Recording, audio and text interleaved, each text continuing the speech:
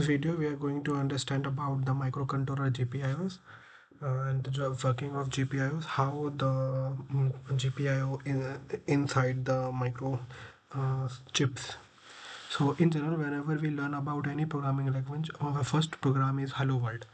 But in the microcontroller, our first program is LED blinking. So to blink the LED, we need to access the GPIOs. So if you are a programmer, you can just write 1 to the GPIOs to make it high and 0 to make the GPIO pin low. But do you know how the GPIO work internally? How the GPIOs work internally and GPIO types. Yeah, understanding the microcontroller GPIO and GPIO working explain.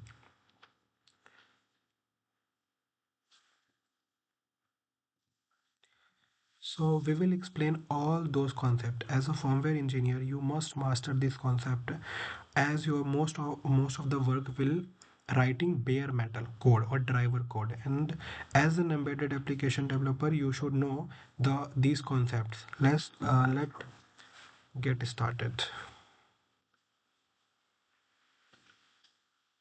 Okay, so first we started this, and what is GPIO, what is GPIO port, GPIO modes, and GPIO act as output, like GPIO modes, GPIO output mode, GPIO input mode, and push pull analog alternate function. So we are going to study about these topics. See, what is GPIO? So GPIO, or general purpose input output, is one of the most frequent term which might have come across with. A GPIO is a signal pin on an integrated circuit IC or board that can be used to perform digital input and output function. Here, that can be performed digital input and output function. Okay, the GPIO behavior input and output is controlled at runtime by the application software and software slash firmware by setting few registers. Typically the application include reading, writing the values from or to analog and digital sensor devices, driving LED, driving a clock for I2C, see, generating trigger for external component, issued interrupt, etc. All the microcontroller will be having a few register to control the GPIO functions. Those register name will vary based on microcontroller. uh, so in this video we are going to focus on register of the particular microcontroller. The concept that we are explaining in this article, in this video, generic and can be applied any microcontroller you have. So what is GPIO port? There will be so many GPIO pins in the microcontroller. So those pins are grouped by some name. So that one group called GPIO port. So the collection of GPIO is called GPIO port. For example, if you take STM32F401VE microcontroller, it has 5 GPIO port: port A, port B, C, D, and E. Each port has 16 GPIO. Like this other microcontroller will have few GPIO ports. Okay, so you know what is GPIO. We use this for input output and GPIO ports and GPIO modes. Here comes GPIO modes, like how many modes that GPIO pin working. Generally GPIO can be used in many ways. GPIO output mode means we make GPIO pin as output high low, and GPIO input we take high low read from the GPIO. Analog mode like ADC, and alternate function mode like using for communication like SPI, I2C, and so on. Now you can see there is a 2 buffer and a enable pin. Here this is the enable pin.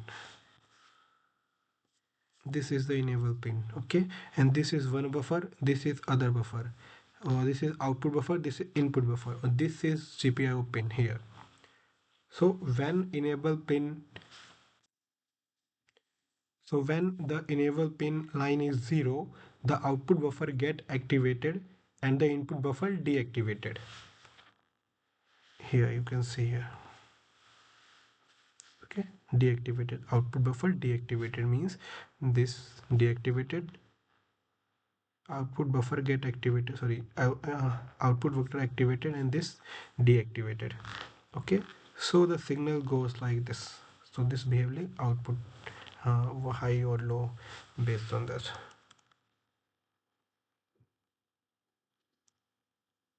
Okay, so basically this is the internal structure: enable pin, output buffer, input buffer, and pin. This 0, this active, this one, this active. So by this enable we set output or input direction. Basically enable pin set the direction of GPIO. Okay, go to the next slide. GPIO act as output. So how the GPIO is configured as output or act as output. First we will see how the GPIO work in output mode. If you make the enable line 0, this will activate the output buffer and deactivate the input buffer. Means this is our output buffer, this is our input buffer. So whenever this enable pin is 0, this buffer will activated and signal go like this. Like now this GPIO become an output direction. So the output buffer is connected to two CMOS transistor. CMOS technology basically use N-type and P-type MOSFETs transistor, and it is connected like this below diagram. You can say here. Okay, this is T1 and T2.